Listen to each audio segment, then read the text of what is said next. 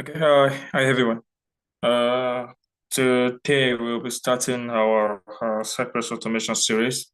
But today we will only be focusing mainly on introduction to Cypress. And yeah, so my name is Bolaji Denuga, and I the product of Blue Sky in 2021, and so far have been uh opportunity to work with different companies like HP, Sanofi, Mainline Messware, uh, Denso Tracking, and the likes.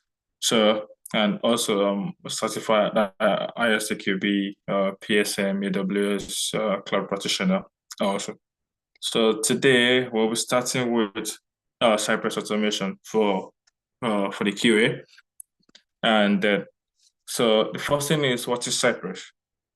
Cypress is one of the cutting edge test automation framework right now, designed specifically for web application and also for API testing if time permits us. So unlike traditional framework that run tests in a separate headless browser, Cypress executes tests directly in the browser you see, providing a visual and interactive experience. This makes debugging and understanding test failure much easier. So this is what Cypress is all about in a very simple, short way to define it. I really try to put it very small, but this is the best I could get. And so this is all about what Cypress is all about. So, and then why Cypress? Cypress stands out in among all of the testing framework that we have right now. For example, we have Selenium, we have Playwright, uh, Protector, yeah. So and it is like that. And then Cypress stands out among them, and because it's easy to set up with just two line of code, which is you put doing your npm init and then you do npm install Cypress. That is all you need to install Cypress. Unlike other framework that you need to download plugins, update your browser to the ones you have currently, and then install a lot of packages or dependencies before they can work. And you have to make sure that all the packages that you have are up to date. So, which are very, very hard to maintain. But Cypress is very easy to maintain and very, very easy to set up. Also, it has visual driven. This means that you'll see your test run in real time, making debugging more intuitive. So this means that what you'll be seeing is your Cypress runner rather than you having your WebDriver that opens probably into another page for you. But on this one, what you need is embedded in the Cypress. So you will be seeing everything and your Cypress runner in that same runner. And also it's fast and reliable. So test run in the same environment as your application, leading to faster execution and fewer false positives. And one of the advantage of it is JavaScript based. So and most of the modern applications we have right now have been built using React framework, Vue.js, and all of these are all JavaScript based programming language. So using Cypress, it makes it easy to automate and very very easy to work with, and it's asynchronous friendly. We are built to undo the asynchronous nature of modern web applications seamlessly.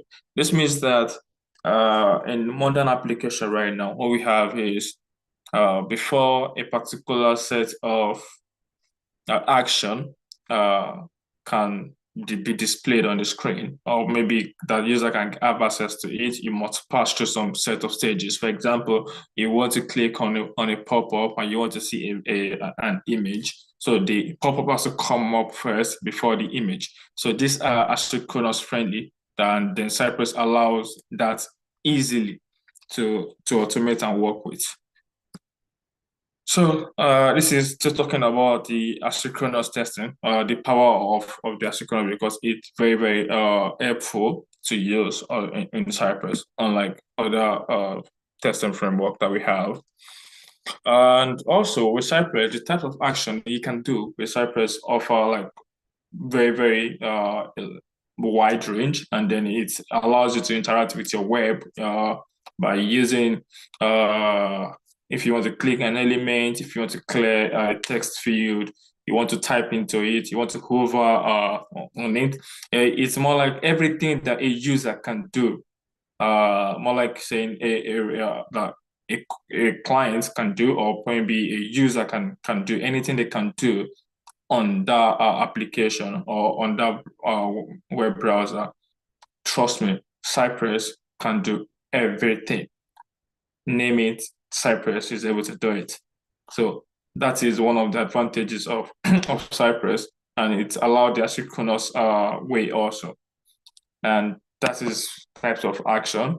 And if you're doing your test, you want to do your assertion to be sure that yeah, what you're actually testing is right, and you are validating your test also that by saying, oh, this is what you're expecting, and that's what you are getting.